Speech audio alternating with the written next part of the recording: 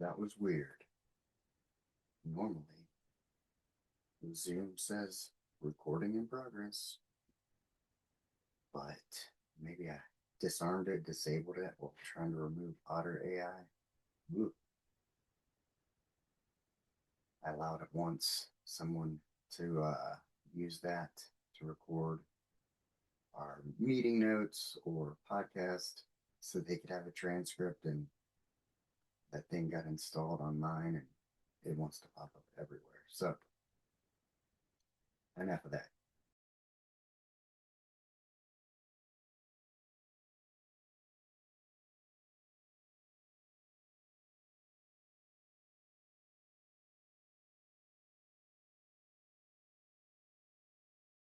Welcome to Unfiltered Friday, to another episode of the Men of the House podcast. And if you only get one thing out of today, tomorrow is Valentine's Day. So, if you have a significant other, make sure you stop, get some roses, get a card, something. And although they don't sponsor this show, but they're more than welcome to, I'm a fan of the Paired app. My wife and I use that. So, we haven't in a while, but we need to. All about communication. So make sure you tell your partner how much you love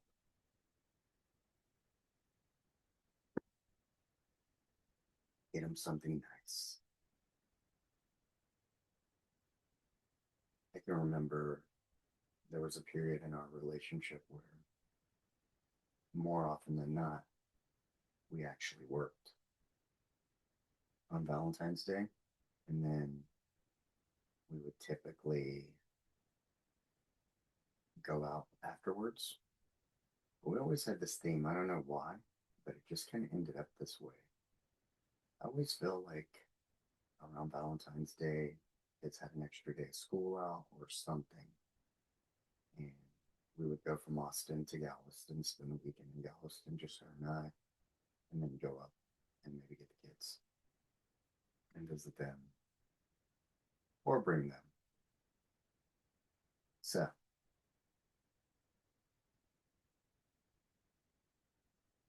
sorry, I just got a message there. Hang on, we go. Yeah,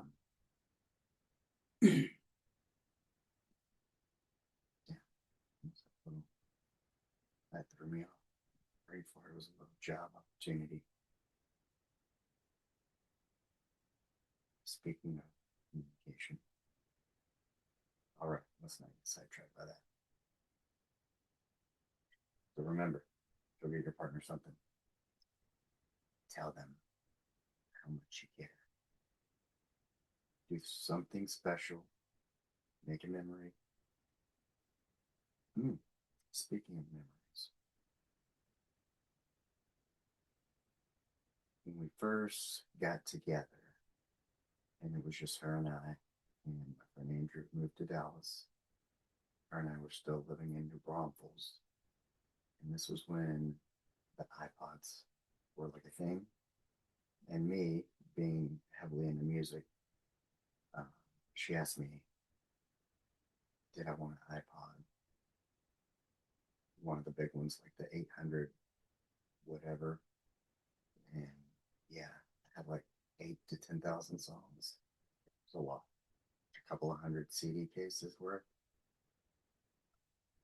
She said, did you want an iPod or do you want to get tattoos? I said, let's get tattoos. So maybe Valentine's Day 2006 or 7. We both got tattoos. To date, that's the only tattoo she has. And for our, I think we had been together 6 years. She was the one that had some bits and pieces. And she, for our 6 year anniversary, paid me to get my sleeve done.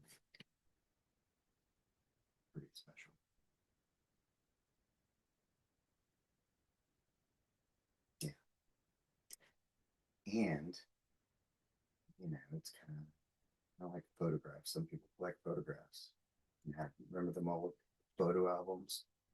All you people from the 1900s listening, you had to put the photo behind the little sticky page and arrange them a certain way. And now it's like, then your phone only had so much storage and you had to put them on like a external drive. Like I have a terabyte over here with from old phones. And then they came up with the cloud. I assume, I don't know, it makes me think that one day, like, everybody will just have their own cloud, their little stowaway, if you will, that has everything. And I'm sure that all your data, the government could access some barcode on it. They just scan and they log in with like a master password. Now in the government, probably be password one. And that always the reset when you call IT. Yeah. So, what else are we going to talk about on the Unfiltered Friday? Well, I wrote down a few things. I've been busy. It was a busy week. It was a long weekend. We had to go to town because we had a funeral on Monday. So, some travel involved. And of course, anytime, you know, the news surrounding death, it can be heavy. So it was a kind of heavy weekend. But my wife got to spend time with all the kids. I got to do a bunch of Doula stuff and hang out with brother-in-law, and my nephew, and my sister-in-law cooked some steaks for us, and it was fun. Good. And the funeral was good too. It was a nice day at least, because she was carried from the viewing area to the cemetery, Veterans Memorial type cemetery, via horse-drawn carriage. So well, it was nice. It was good to see everyone. It was good service.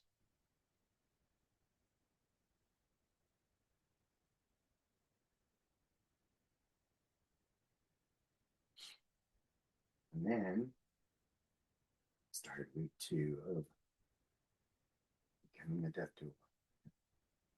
The training, the class, the sprint, the 90-day sprint. Ugh. But I tell you this way, I was on 3 Zooms today. Uh, Busy, takes time. And when you throw life in there, and it seems like a lot. A lot. 90 days. You do. And then the roll starts. Kind of like anything, right? You gotta establish the habit. About the time I get in the groove, see a little progress. We can move the needle 0 to 1. That's the hardest.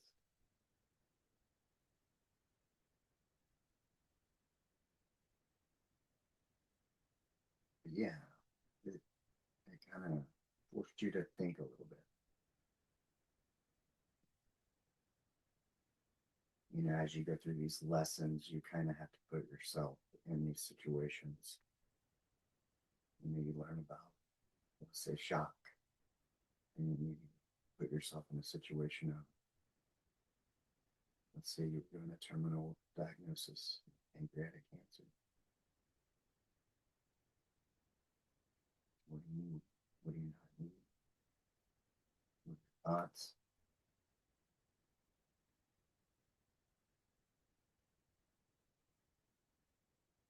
Yeah, if you really go there and understand why people don't like to, but we all have to at some point. And in one of today's meetings, we were talking about, I guess, how in different cultures, I don't know, maybe it was European cultures or something that's, I guess, like at 50, you're supposed to start downsizing, preparing your things, getting rid of things that you've accumulated. And then I guess too, I don't know if it was a certain culture, it was kind of understood that the youngest female child would take care of the parents and then get the house. Interesting. Then they mentioned something about a Swedish death cleaning. I'm assuming that's like a Marie Kondo for planning your death. I'm not sure much. The viewers and the listeners. But yeah, I turned 50 this year, so put that in your pipe and smoke it. It's basically what the universe is saying to me. You got to start thinking about this kind of stuff. And some of it I knew. We went over a lot of the legal stuff today, whether it be financial planning, probate, um, yeah, trusts, all that kind of stuff.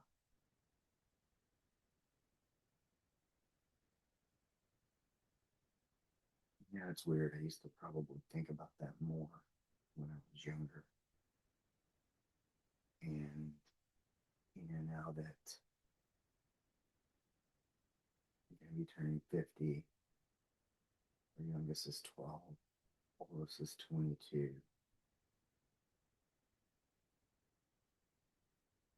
It's almost like you want to think about it less because it's closer. Ooh, yeah. Hmm.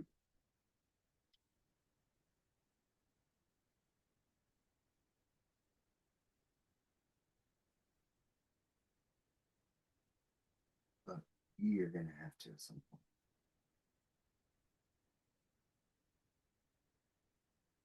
Yeah, I'll take you through it because I'm going through it right now. And it was interesting for, to kind of think that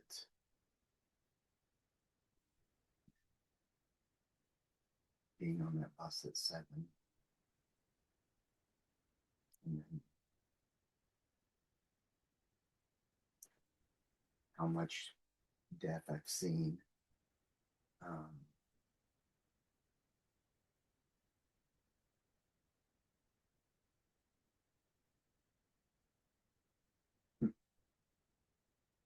it's weird. I just thought today, death, preparing my life for this.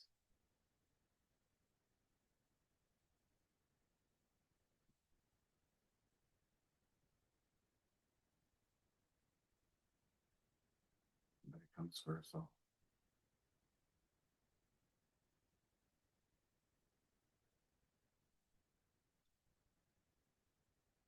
So yeah, kind of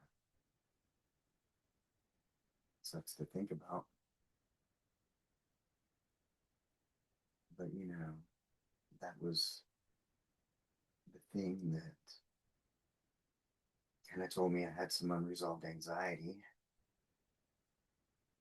It's the thing I sought out therapy for. Once I realized, yeah, I'm going to choose a career to get closer to and become more familiar with it, more intimate with it.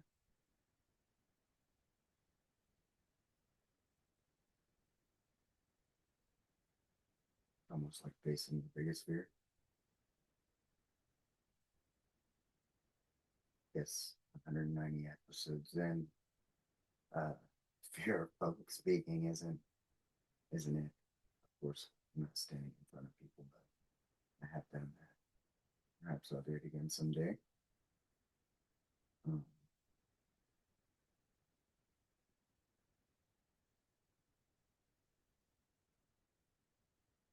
which kind of leads into Chase Hughes released a video Wednesday, and I think it's the five truths. If you get a chance, watch it. It's good stuff.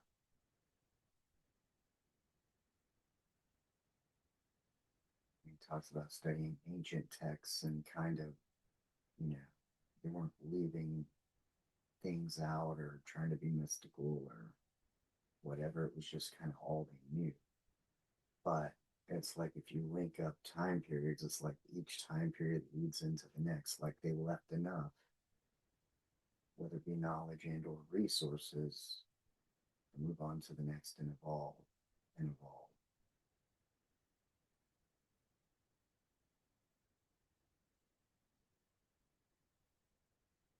But, really talked a lot about fear is not real. Whatever. Ego, yeah. Ego. We talked about kind of it's the ego. That's the thing that we fight most against.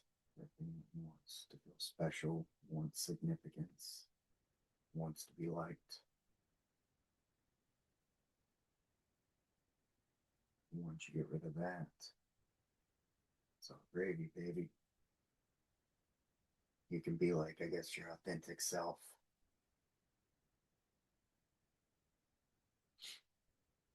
Some of my notes were like, as a man, you'll remember caring for Buck and, what it must be like to be, you can't stand on your own.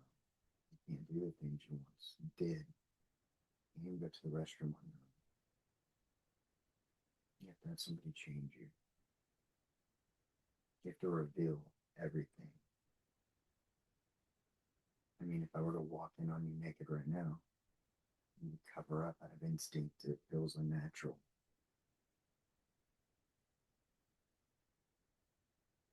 And then to have to make that your norm.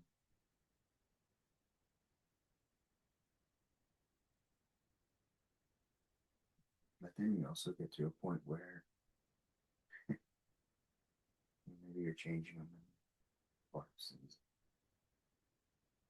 pick up any crumbs, and then you're making jokes. What else is there to do that's it's the reality, the rawness of life when you get to a certain point?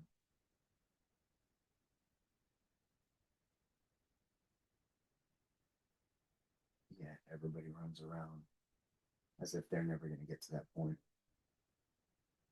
acting a fool, not being kind to one another, shitting on each other, figuratively. Ay, ay.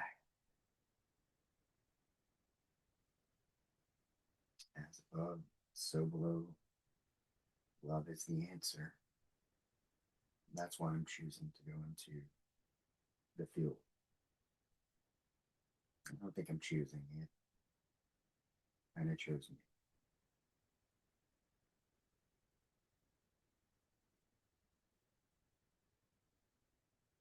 Silence is deafening. In one of my clinical Q&As this week, the instructor said something monumental. Something like, there's no need to speak unless it improves upon silence.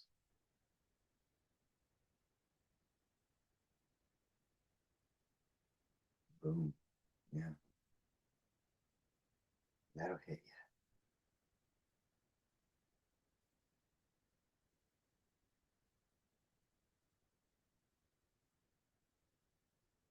Kind of turned out to be a little heavier than I thought,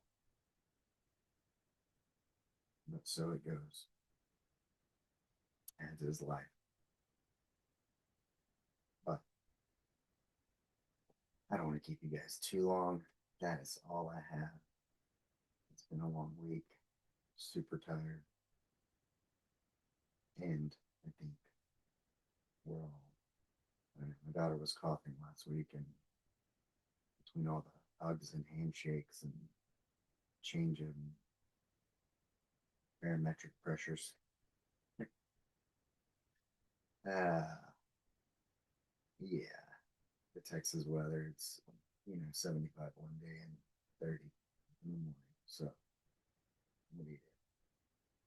That's why I'm in Crocs, shorts. You know, okay, that's how we're rolling. But I just got back in the car. I don't croc in public usually. But for lounging, or stepping outside. Oh, yes, one thing before I do that. My cousin saw like a bobcat. Got it on video. On the back porch.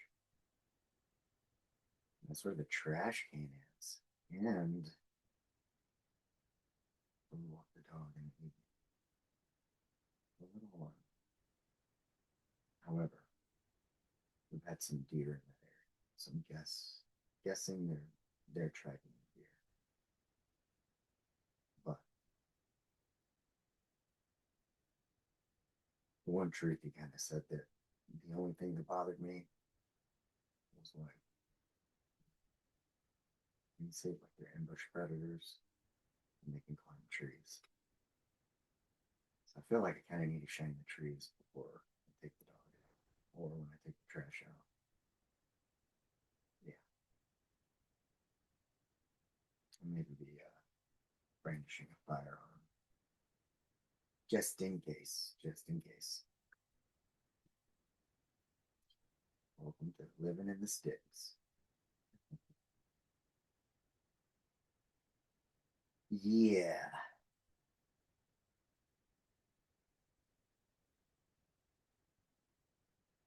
Mm,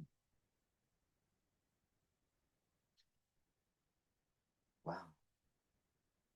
Years ago, I might have been hunting that, but times have changed. Now we're taking pictures of a cat with an iPhone.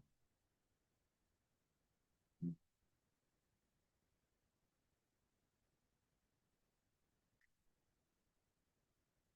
And all your photos are in the cloud.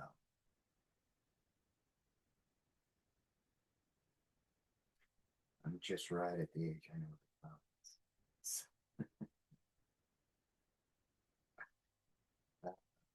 All right. Until next week, go out and be the person that you